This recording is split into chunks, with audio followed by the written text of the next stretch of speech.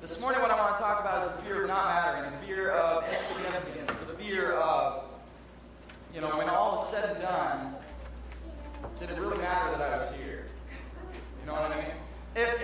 It's interesting to me how if you look online, if you look around, if you look at the common idea of the day, this is very common. This idea that you are really nothing.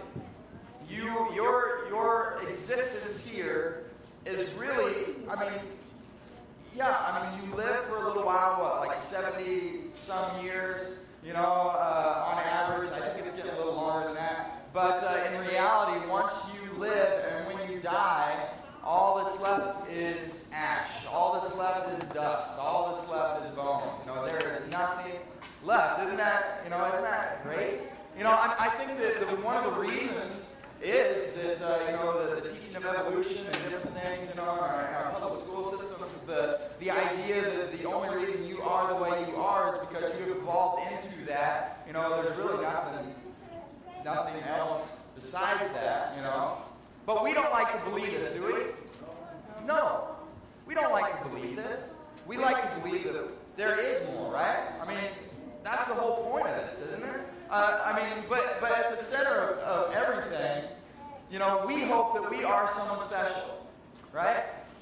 I am going somewhere with this, so don't be too depressed yet. We hope that we are someone special. Everyone desires significance, right? And we know what the Bible has to say about this, don't we? Right? We know what the Bible has to say. In this verse, Psalm 139, verses 14 through 15 says, I am fearfully and wonderfully made. I was made in secret and skillfully wrought. We have verse after verse after verse about God talking to us about how wonderful we truly are. But if you're like me, sometimes those verses, it starts to feel like your mom telling you that you are wonderful, right? Right? And nobody else, I feel sorry for you that you didn't have at least somebody. I can remember when, I told you about my high school career, about how wonderful I was at sports. And I can remember, coming home from, I don't know if it was a practice or a game or, something that I sat benching the whole time.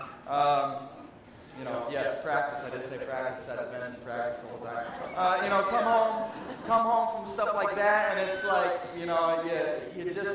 it's like, this is stupid. I am worthless. I am nothing. And Mom saying, no, God doesn't make junk. That was one of her, catchphrases.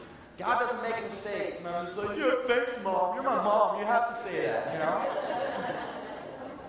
And sometimes as we read the scriptures, it feels like that, because at the core of everybody, at the core of us, you and I believe that there's this question. Do I matter? Am I significant? Is this really worth something? I believe that's why, if you have children, I believe that's why, like Jackson, when I come home of an evening or, for lunch, he always, hey, Dad, you want to come play guys with me? You want to come do this with me? You want to, and I'm just like, just calm down. Just let me breathe just for a little while. You know what I mean? And it's like, but it's this question, am I significant? Do you see me? It's why, little girls, they put on tutus and dresses and dance around. I love when, Elena and Jackson, sometimes they have a little keyboard thing and they'll push this button where this, music will start playing and the dancing that goes on is just hilarious. It's just, you laugh and laugh and laugh, but that's why they do that, I believe. Because at the core of who they are, they're asking, am I worth something? Do you see me? Am I worth your attention? And I believe that we never outgrow asking that.